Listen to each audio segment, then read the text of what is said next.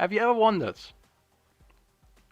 what if Amara could summon meteors out of the air for no reason whatsoever? Well, if you did, then let me answer that question by saying yes, that is definitely something that she should be able to do at all times. Because that is awesome. And now, roll the intro.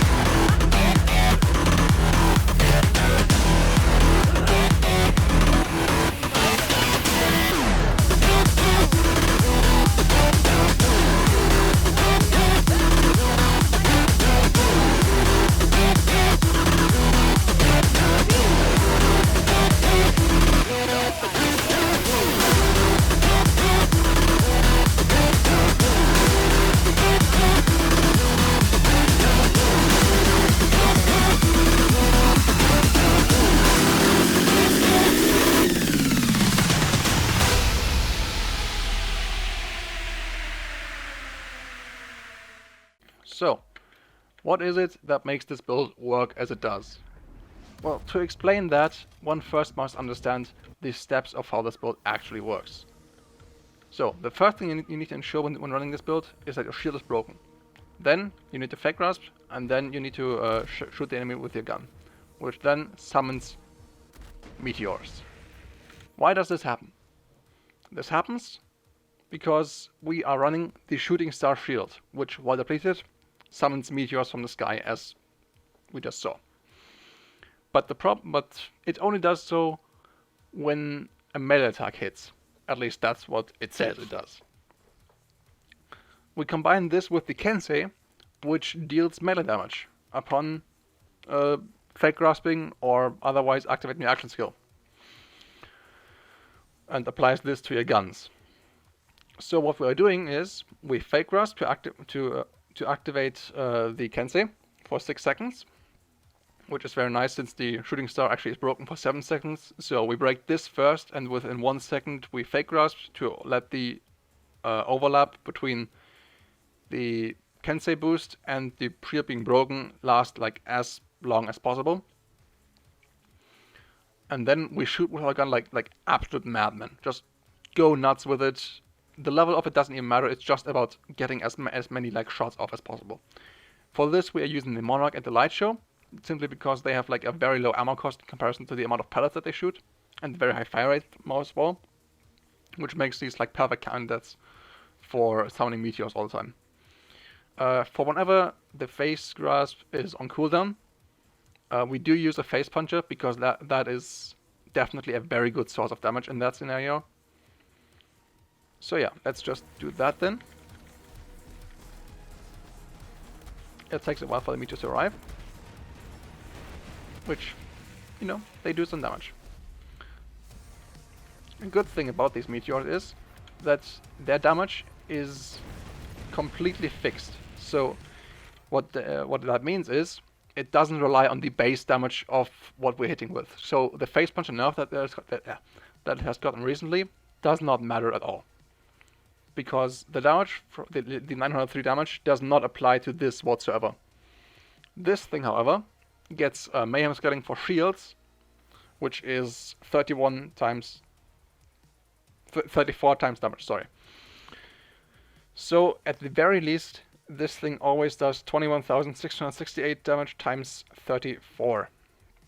We then enhance this by giving it splash damage on our class mod, whoops, an artifact, as well as from arm steel and heavy rain, which is honestly the only reason why I even went into this.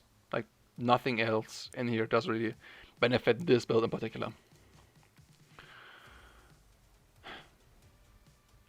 Yeah, the rest is just to get some other sources of damage, you know, some survivability for here, because we are using only radiation weapons, simply to get some elemental differences between like using Terra Cryo and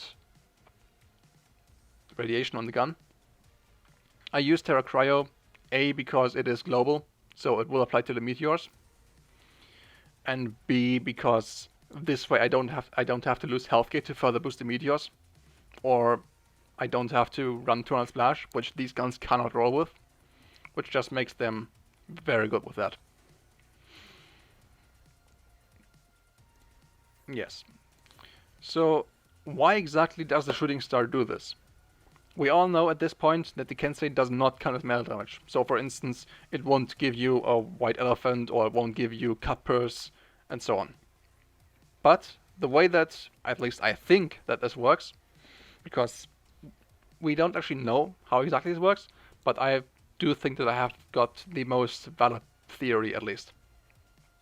So, what happens is, the Shooting Star is a returning shield from Borderlands 2, which is, from the pre-sequel, which is a game where roid shields, which this was a roid shield, worked differently. Whereas instead of simply giving you melee damage on your character, whenever melee damage occurred, it simply slapped on a number onto that melee to enhance it that way, which has been changed in this game, which is very good, since otherwise each pellet of the face puncher would begin the full like on-shot bonus of any roid shield, like the ward for instance, which would be terrifying at best.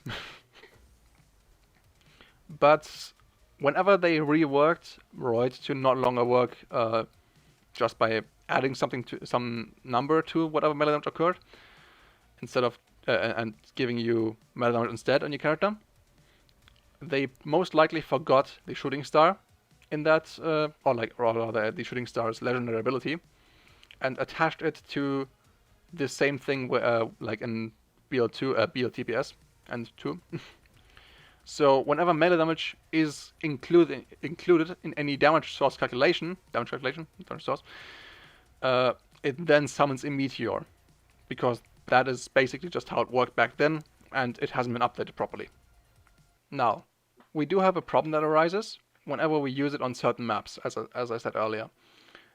Because the meteors are currently bugged, which they have been since release, and they just only spawn in a fixed height. So no matter what map they are on, they always spawn on the same coordinates, at least on the height coordinates.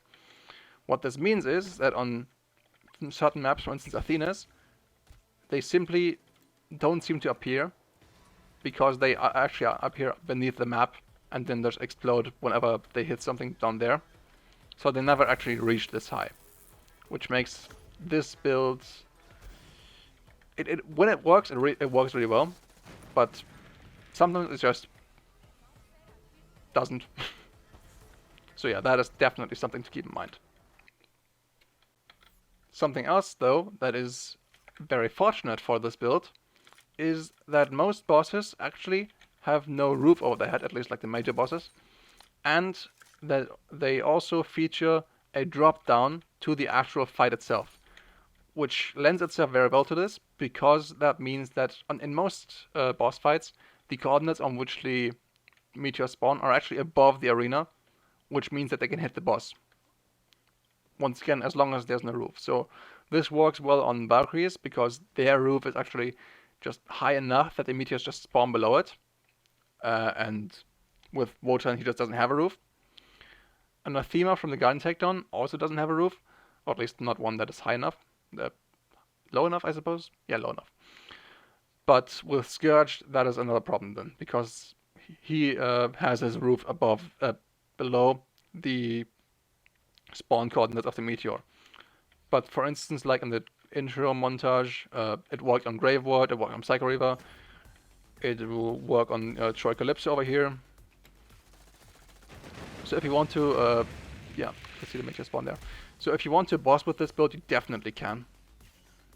It's just kind of dependent on whether or not the game developers decide to let you, I suppose.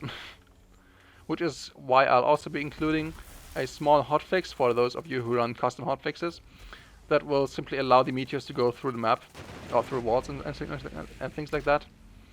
So that if you want to, you can still use this build with like legitimate damage sources and whatever, just on more maps with like better variety and whatnot. So yeah, let's just kill Troy and then let's call this a day. Whee! Come on, where are you? And here we go.